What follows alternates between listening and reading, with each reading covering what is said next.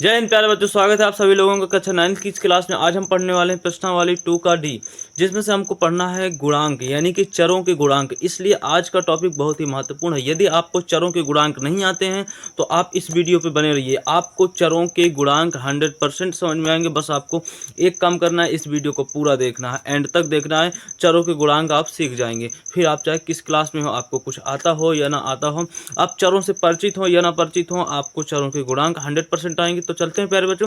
लेकिन उससे पहले आप यदि वीडियो को लाइक नहीं किए तो लाइक कर दीजिए, शेयर कर दीजिए और कमेंट में ज़रूर बताइएगा कि आपको वीडियो कैसा लगा। और यदि हमसे आप जुड़ना चाहते हैं तो हमारे चैनल को सब्सक्राइब कर लीजिए। मालूम कि चर होते क्या हैं, तो पहले तो हम बता देते, जैसे ABCD XYZ, इनको हम बोलते हैं चर।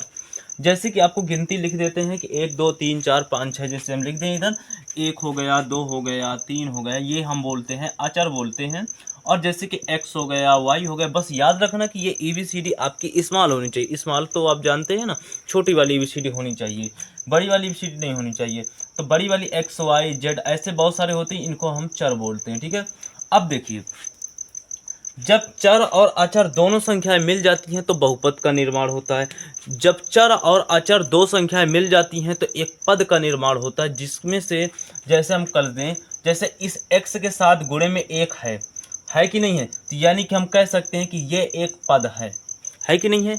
और इसमें से एक पद और जोड़ जाए, यानी कि एक से अधिक पद हो जाए, जैसे कि अब हम जोड़ दें 2x, ठीक है, तो इसमें से एक अधिक पद जुड़ गए ना। देखो, चर और चर को मिलाने के बाद ही एक पद बनता है, और एक पद को या फिर कई पदों को एक साथ जोड़ने के बाद हमारा बन जाता है बहुपद। और जो हम बहुपद के ही अंतर्गत ये क्वेश्चन कर रहे हैं, चैप्टर 2.2 का डी, 9th NCERT। ठीक है, तो इसमें से क्या है, आपको ये बहुपद समझ में आया होगा, चर समझ में आए होंगे। और चर कभी भी बिना अचर वाली संख्याओं के होते ही नहीं हैं। बात समझ में आ रही कि नहीं आ रही? तो इन चरों में से जैसे हम एक से दो अधिक से अधिक पद दे दिए गए, उनमें से हमको कॉमन लेना है, जिनको हम बोलते हैं गुणांक या फिर गुणनखंड, उन्हीं को ही बोलते हैं। तो कॉमन लेना, अभी आप देखिए कि इन दोनों पदों में ये जितने भी पद दिए हैं, उन सभी पदों में से ऐसी कौन सी संख्या है जो सब में है। तो इसमें देखिए, जैसे अभी हम ले लेते हैं ऊपर वाले क्वेश्चन को। तो ऊपर वाले क्वेश्चन में यदि हम देखेंगे तो 6x है माइनस का 8y है। इसमें से हम देखते हैं कि ऐसे ये दो पद हैं कि नहीं है।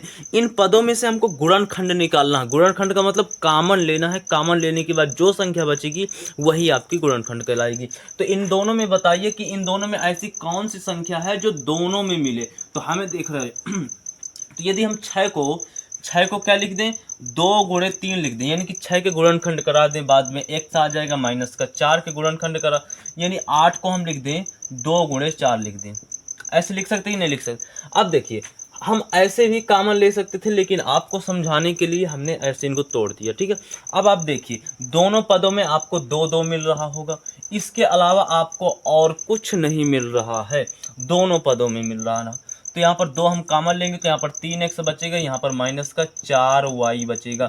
ये जो आपका आया, जिसमें अब कुछ कॉमन नहीं हो सकता है, कॉमन लेना, इसी को हम बोलते हैं गुणनखंड। यानी कि ये देखिए कौन सा ऑप्शन है, तो ऑप्शन नंबर, ये तो नहीं हो सकता, ये आपका ऑप्शन नंबर 1 है। ठीक है, इसी तरह दूसरे में कहें x की पावर में 3 है माइनस एक्स स्क्वायर है। देखिए, x की पावर 3 का मतलब क्या हुआ कि x 3 बार है। ठीक है, y की पावर, x की पावर 2 का मतलब क्या हुआ कि y 2 बार है।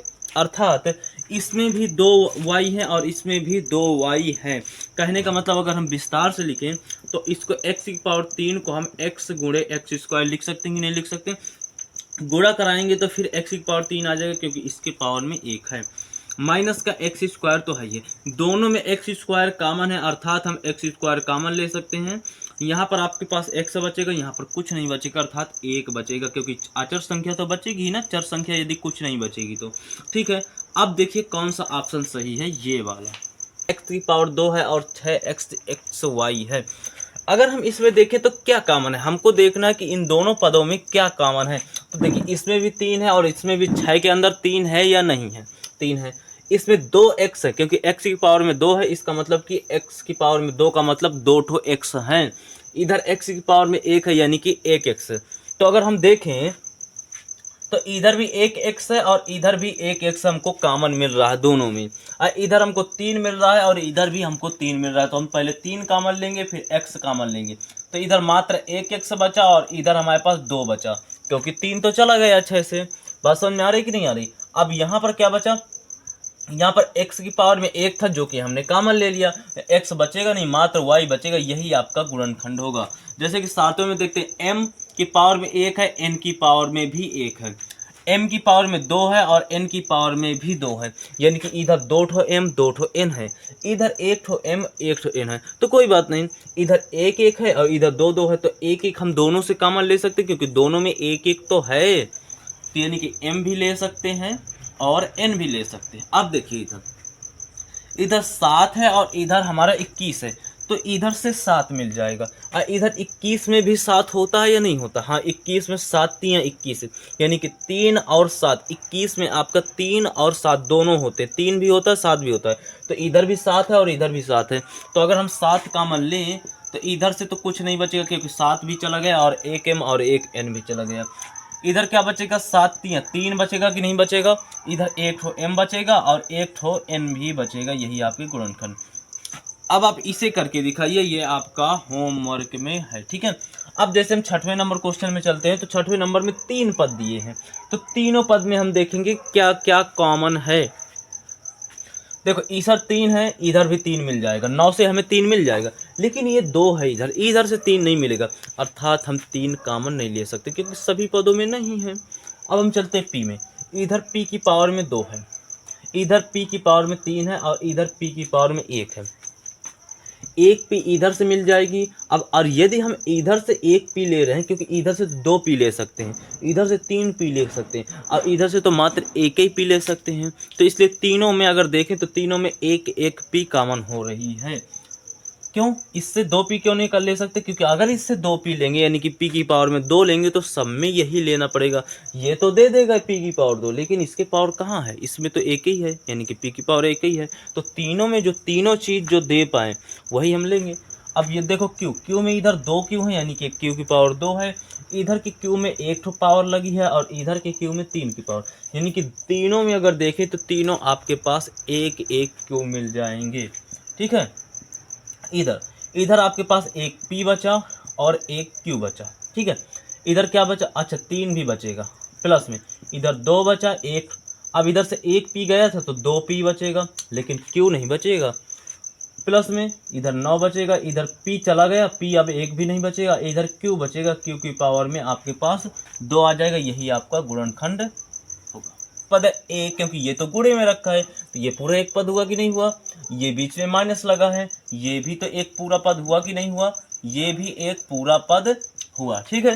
अब हम देखते हैं कि दोनों में क्या क्या कॉमन हो। देखो इसमें तो एक ए है, इसमें भी मिल जाएगा एक एक, इससे तो हमारे 2 ठो ए मिल रहे हैं, लेकिन ये तो 2 ए दे देगा, लेकिन ये नहीं दे पाएगा, इसलिए दोनों जो दे पाए वही हम लेंगे। समानता का भाव रखना है हमें इनको करने में, ठीक है। इसमें एक ए मिल जाएगा, ये बी दे सकता है, लेकिन इसके पास बी है ही नहीं, तो क्या देगा? नहीं, ठीक है। हाँ, ये कोष्टक के अंदर 1 माइनस का 1 से दे सकता है, ये भी दे सकता है, तो ले लो भाई, काय को संकोच है, ठीक है। इसने एक ए दे दिया, एक एक बचा, इसने बी तो दिया ही नहीं है। अब इसके पास कुछ नहीं बचा, ए भी दे दिया और ये भी दे दिया, मात्र एक बचा है, यही आपका गुणनखंड। जैसे आप 5वें में चलते हैं, 3 पद हैं, तो देखो इसमें 5 है, इससे भी 10 से भी हमको 5 मिल जाएगा, 20 से भी 5 मिल जाएगा, तो पहले 5 कॉमन लेते हैं, तो 5 कॉमन ले लिया, ठीक है। अब देखो x प्लस वाई की पावर में 3 है, यानी कि x प्लस वाई 3 बार लिखा है, x प्लस वाई की पावर में 2 है, यानी कि x प्लस वाई आपका 2 बार लिखा है। यहाँ पर x प्लस वाई की पावर में 1 है यानी कि ये आपका 1 बार लिखा है। ये तो 2 दे सकता है, ये 3 दे सकता है, लेकिन ये 1 दे सकता है, यानी कि ये बेचारा नहीं दे सकता इनके बराबर, तो हमको देखना है कि सबसे हमें बराबर बराबर ही लेना है, इसलिए हमें x प्लस वाई की पावर में 1 ही तीनों से कॉमन हो सकता है। तो अब हमारे पास अंदर क्या बचा? अंदर 5 तो खत्म हो गया था, यहाँ पर बचा x प्लस वाई की पावर में 2 बच गया, इससे 5 चला गया तो मात्र 2 बस बचेगा। इधर क्या बचा? 1 x प्लस वाई अभी भी बच रहा है। इधर क्या बचा? 5 चला गया तो 4 बचा, क्योंकि 5 को 20, ठीक है। और इधर कुछ नहीं बचा, यही आपका गुणनखंड हो गया, ठीक है।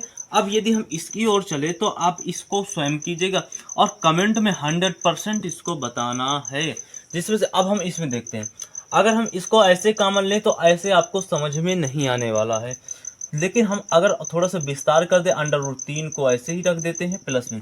देखो अंडर रूट 9 से आपका 3 निकल आएगा बाहर, ठीक है, बी रख दें प्लस का। अंडर रूट 6 को हम अंडर रूट 3 गुणे में अंडर रूट 2 लिख सकते हैं, क्योंकि गुणा होगा दोनों का तो फिर से अंडर रूट 3 ही आएगा, अंडर रूट 6 ही आएगा, क्योंकि अंडर रूट के अंदर की संख्या सेम नहीं तो अंडर रूट हटेगा नहीं, पुनः वही अंडर रूट 6 आ जाएगा। यानी हम इस तरह लिख सकते हैं। अब देखो इससे तो 3 बाहर निकला है। अब देखिए अंडर रूट 3 और इसको हम 3 को अंडर रूट 3 गुणे अंडर रूट 3 लिख सकते कि नहीं लिख सकते, क्योंकि अंडर रूट 3 गुणे अंडर रूट 3 का गुणा कराएंगे तो पुनः फिर से 3 आ जाएगा, लिख सकते हैं हम, ठीक है। और बी है प्लस में क्या है, अंडर रूट 3 गुणे अंडर रूट 2 है, ठीक है। इससे अंडर रूट 3 इससे अंडर रूट 3 इससे अंडर रूट 3 कॉमन ले सकते हैं और हमारा कुछ कॉमन नहीं हो रहा, यानी कि इधर ए बचा और इधर एक अंडर रूट 3 और बी बचा और इधर क्या बचा, अंडर रूट 2 ही बचा। यही आपका गुणनखंड हो जाएगा। उम्मीद करते हैं ये समझ में आएगा, लेकिन भूलना नहीं ये वाला क्वेश्चन आपको करना है और कमेंट में बिल्कुल 100% बताना है। तो उम्मीद करते हैं प्यारे बच्चों की ये सभी क्वेश्चन आपको बहुत ही शानदार तरीके से, बहुत ही बेहतरीन तरीके से समझ में आए होंगे और सभी क्वेश्चनों को आप अब दोबारा कर पाएंगे। 2 क्वेश्चन आपको होमवर्क में दे दिए गए हैं, आप उनको 100% करना और कमेंट में उनका उत्तर जरूर ही बताना है कि आपका कितना आया, जिससे आपकी योग्यता तथा आपको ये हमें मालूम पड़ेगा कि आपको समझ में कितना आया है। प्यारे बच्चों चलते हैं आगे, अगले वीडियो में मिलते हैं, लेकिन उससे पहले हम आपको बता देते हैं कि यदि आप हमसे जुड़ना चाहते हैं तो हमारे चैनल को सब्सक्राइब कर लीजिए, गणित गुरुकुल 121। और प्यारे बच्चों चैनल वीडियो को लाइक कर दीजिए, शेयर कर दीजिए और कमेंट में बिल्कुल बताना है उन क्वेश्चनों का आंसर। तो मिलते हैं प्यारे बच्चों अगले चैप्टर के साथ, एक नए चैप्टर के साथ और एक नए तरीके से और नए अंदाज से। जब तक के लिए प्यारे बच्चों सभी लोगों के लिए वीडियो पूरा देखने के लिए बहुत बहुत धन्यवाद। जय हिंद, जय भारत।